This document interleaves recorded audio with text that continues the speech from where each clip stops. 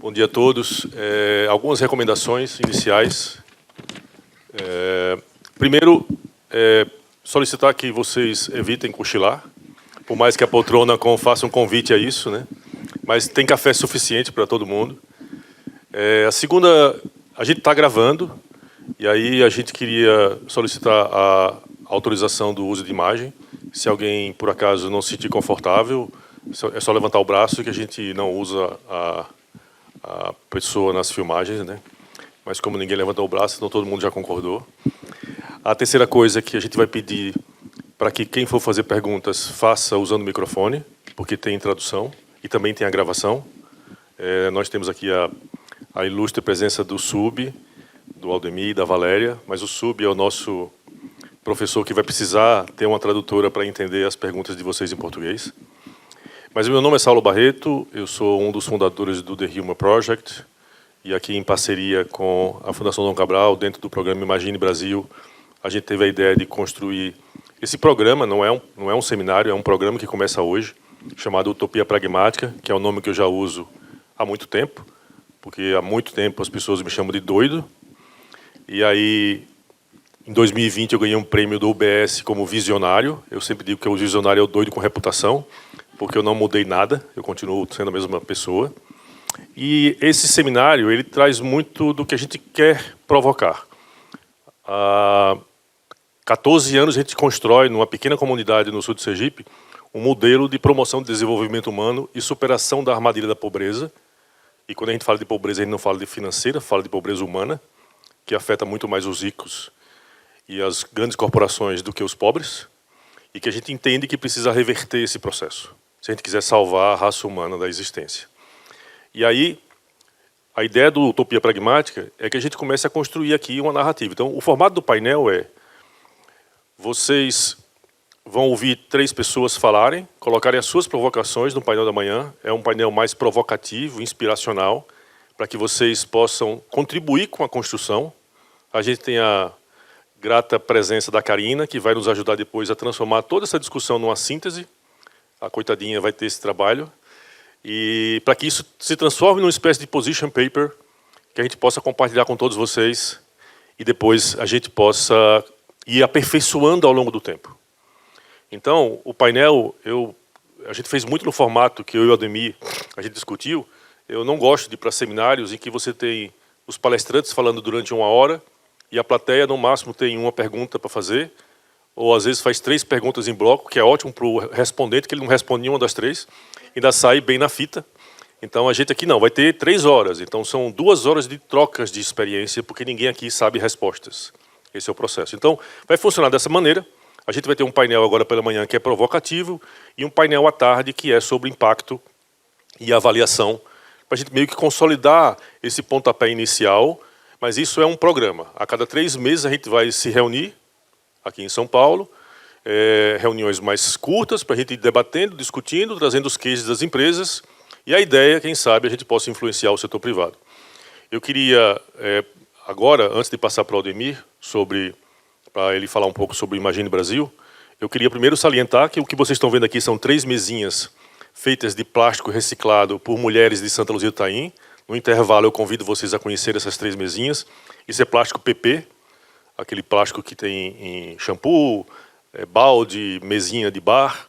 E a gente tem esse projeto de transformação do plástico, é bem legal. E a outra coisa era agradecer imensamente aos nossos patrocinadores. A gente trouxe essa ideia do Utopia Pragmática, e aí não é fácil arrumar utópicos pragmáticos na rua, né? Mas a gente conseguiu juntar um grupo muito especial de parceiros que já estão com a gente de alguma maneira, direto ou indiretamente, há bastante tempo. Então eu queria começar, primeiro, agradecendo muito a presença da Caixa. A Caixa Econômica Federal tem sido uma parceira incrível nos nossos diálogos. Eu vou para as reuniões com a Caixa, saio de lá super arrepiado. Isso tem sido bastante motivador. Mas também a Sonda. A Sonda a gente conheceu há pouco tempo. E é incrível a maneira como a gente já está evoluindo. E tanto a Caixa quanto a Sonda já puseram os pés em Santa Luzia do Itaim. Não sei se vocês sabem, mas as Nações Unidas hoje elas estão criando um programa que divide a humanidade entre as pessoas que já foram em Santa Luzia do Itaim e as pessoas que não foram ainda. E isso está criando um paradigma novo de humanidade. Bom, depois a gente tem a Loro Invest. é que eu dispenso, porque se falar da Law Invest é meio complicado, né? Porque eu digo que é meio que irmão gêmeo de pais diferentes. A gente se encontrou e a gente não se larga mais. E o IPTI-US, nosso braço nos Estados Unidos, é meio chique falar que você tem uma sede em Santa Luzia do Itaim, uma filial em Nova York, mas a gente é assim, metida besta.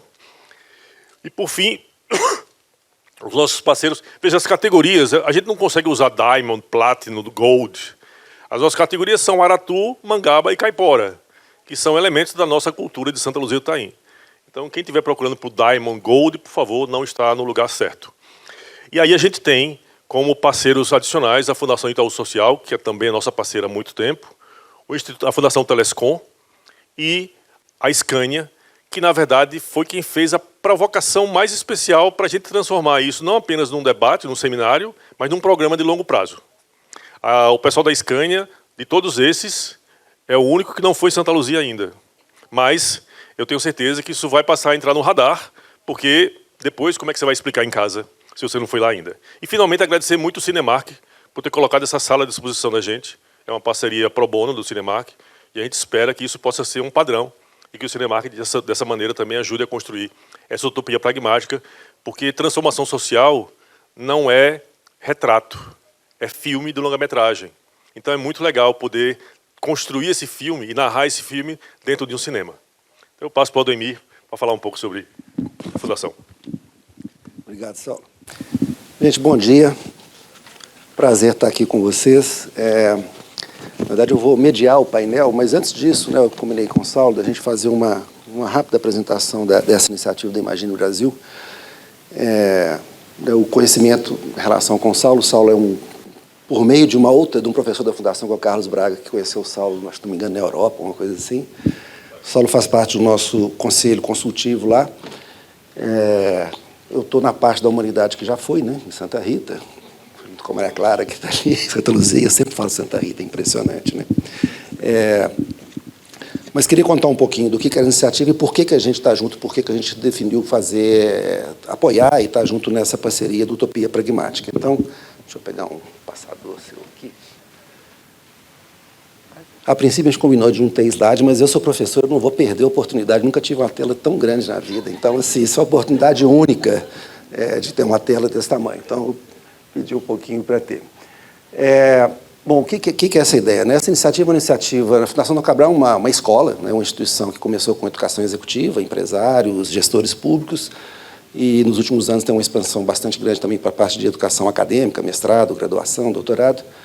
Mas, basicamente, essa iniciativa do Imagine Brasil, ela veio na época da pandemia de uma provocação do nosso conselho curador de como é que a Fundação poderia ajudar no desenvolvimento do país, além das suas atividades normais de educação.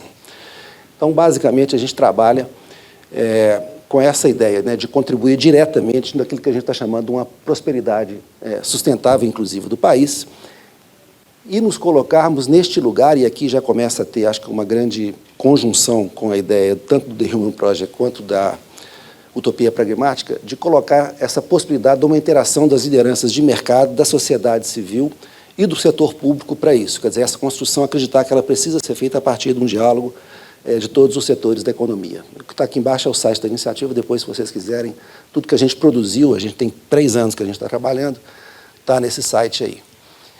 Eu queria começar um pouco chamando atenção para isso aqui. Isso aqui é meio óbvio, mas é sempre bom a gente lembrar, né? A gente tem 3 cores ali, né? O azul, o vermelho e o verde, né?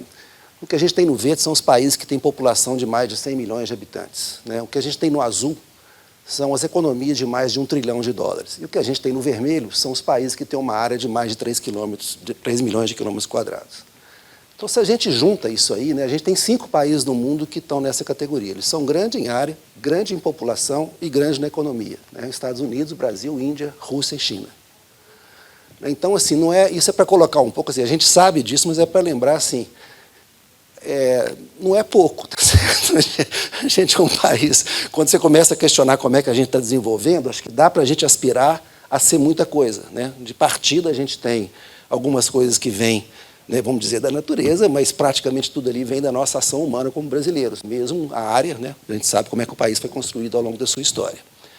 Então, o que a gente pensa no Brasil como aspiração que a gente coloca para o Brasil, dentro da Imagine Brasil, é essa ideia de prosperidade com equidade. A ideia de prosperidade, eu acho que é de compreensão mais comum, né? Quer dizer, a gente quer ter que as pessoas tenham uma condição de vida econômica, social, de felicidade para todo mundo, mas com o princípio de equidade, né? Equidade não é igualdade, né? Acho que a maneira de exemplificar melhor a equidade, fácil de entender, é quando a gente vai num pronto-socorro de hospital. Você chega num pronto-socorro, precisa de um atendimento de emergência, você vai lá e o pessoal vai te classificar, né? Vai te dar uma pulseirinha com uma cor. Provavelmente, se você tiver tudo certo, né, você está lá por alguma razão, você ganha uma pulseirinha amarela. E, de repente, chega uma pessoa acidentada, sei lá, num acidente de carro, um acidente mais grave, ela vai ser classificada, por exemplo, com uma pulseira vermelha. O que isso quer dizer? Quer dizer que essa pessoa vai ser atendida primeiro.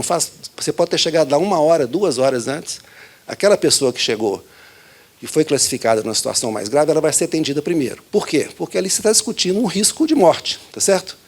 E você vai dar prioridade àquela que tem um risco maior. E a gente encara isso como normal.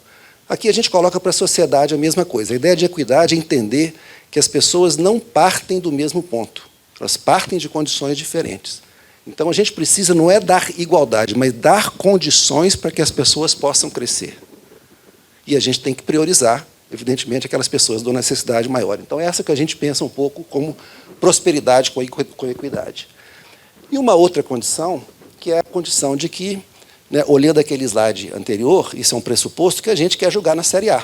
É uma analogia esportiva, mas é o seguinte, a gente podia estar contente em jogar na Série D. Falar assim, não, eu quero ser um país mediano ali no mundo e tal. Mas eu acho difícil, né? Eu trabalho na Fundação Dom Cabral há 25 anos, é difícil, a gente lida com lideranças das mais diferentes áreas da sociedade. Quando a gente pensa no país da gente não pensa que é jogar na Série D. A gente pode criticar, a gente é super crítico com o Brasil, mas a gente sonha de ter um país, a gente tem uma ambição de ter um país que está.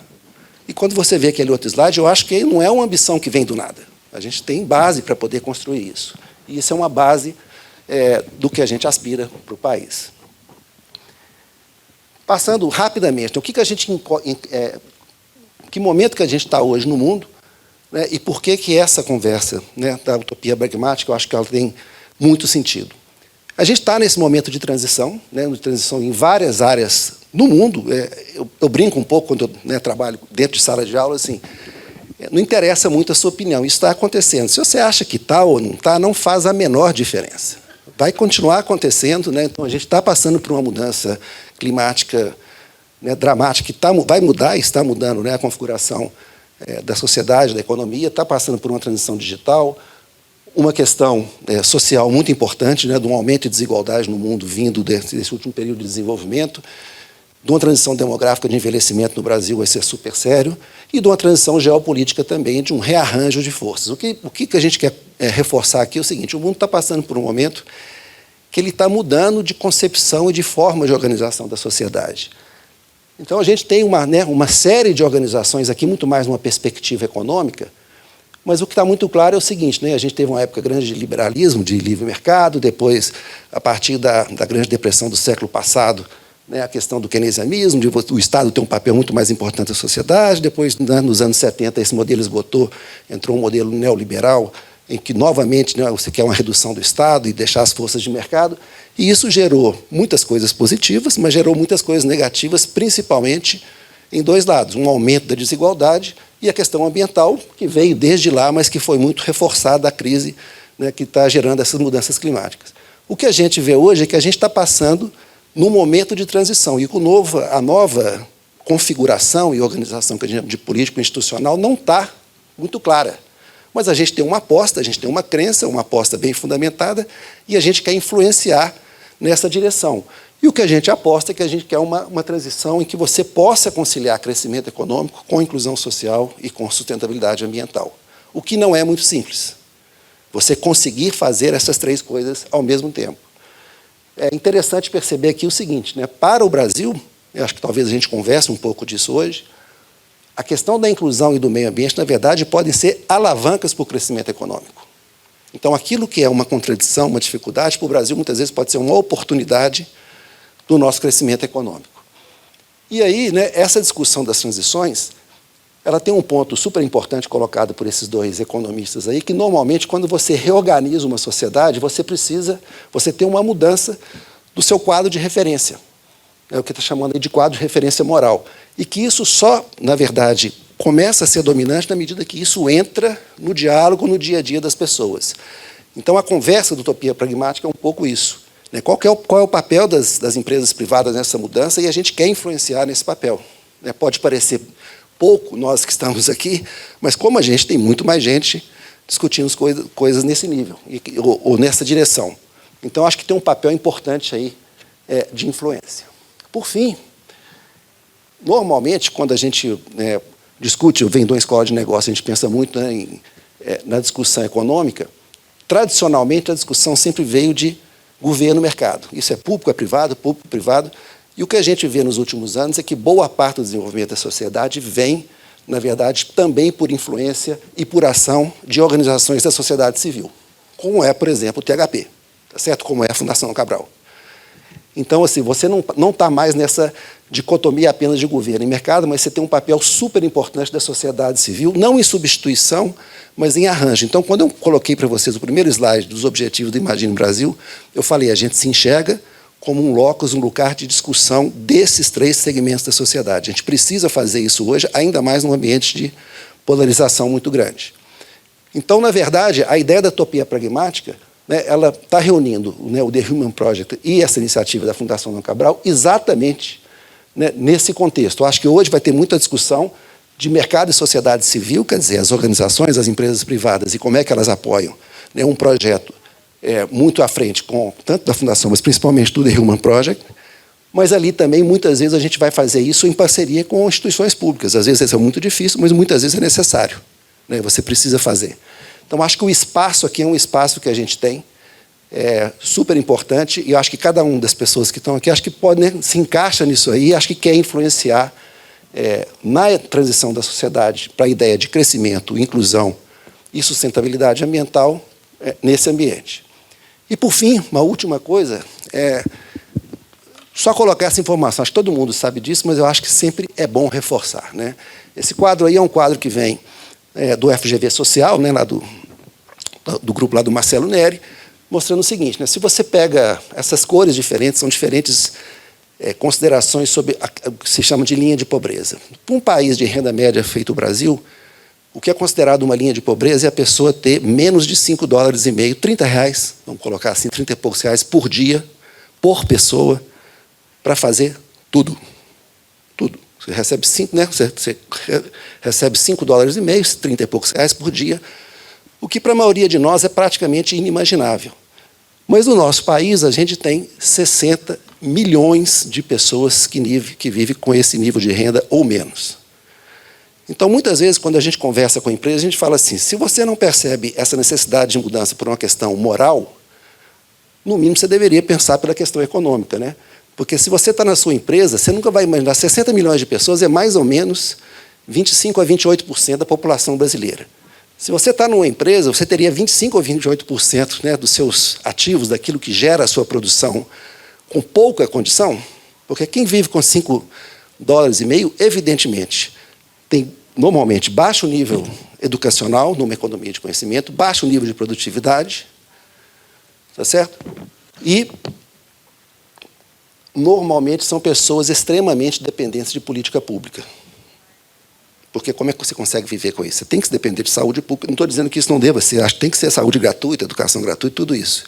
Mas você gera um tipo de dependência do Estado que muitas vezes dificulta a evolução. Então, isso é só para lembrar o seguinte, nós que estamos, acho que todo mundo aqui se vê dessa maneira, numa posição de liderança na sociedade, eu, pessoalmente, tenho vergonha de dizer que eu estou numa posição de liderança na sociedade onde 60 milhões de pessoas vivem com esse nível de pobreza. Então, de novo, se não é por uma questão moral, então, no mínimo, por uma questão econômica. Que país é esse que a gente, com tudo aquilo que a gente tem quase 30% da nossa população vivendo num nível de pobreza tão grande. Eu acho que isso dá um pontapé inicial para essa discussão nossa do dia de hoje. Acho que é isso aqui, podemos começar o painel. Eu acho que no painel seria legal a gente ter as luzes acesas. Na hora que você for apresentar, Saulo, talvez a gente apaga de novo, não é isso? Pois é, mas acho que a primeira pessoa vai ser você, tá certo. Então é o seguinte, vamos ter o painel, acho que o Saulo já se apresentou. Primeiro, para falar que acho que a gente vai ter aqui nesse painel uma representação muito interessante, né, de empresas, de organizações sociais e de uma escola, né, que é o professor Subo. Vou falar rapidamente, eu não vou apresentar, mas Valéria, que está aqui, Valéria Militelli, uma pessoa de uma longa carreira em grandes empresas, nos mais diversos setores da economia, na parte comercial, depois na parte de sustentabilidade, na parte de relações com investidores. E hoje, né, a Valéria está trabalhando como consultora independente, membro de conselhos de organizações do terceiro setor.